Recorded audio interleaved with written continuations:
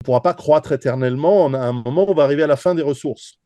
Et pour l'instant, on a montré que c'était faux pour l'instant, puisqu'on a toujours réussi, en tout cas les 2 derniers siècles, on a réussi à pallier, à faire en sorte qu'on passe de 1 milliard à 8 milliards de personnes avec la médecine, avec des nouvelles ressources, etc.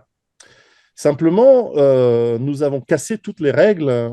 Avec cette créativité, on a aussi cassé les règles comptables, les règles économiques, où on crée de l'argent à partir de rien. On n'a plus d'étalons or, on n'a plus d'étalons argent depuis ma naissance, depuis plus de 50 ans.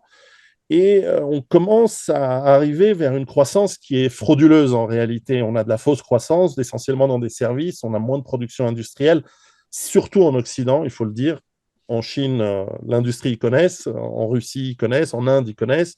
Chez nous, on commence à ne plus connaître ce que c'était. Pourtant, l'Occident a été le moteur du monde pendant 1 siècle et demi. Et donc, ces courbes, elles continuent à monter de manière exponentielle, donc population, consommation énergétique, production de nourriture. Et la question est jusqu'à quand elles arrivent à monter? Est-ce qu'on arrive à faire une transition démographique? En Occident, peut-être, d'ici 50 ans, ce sera fait.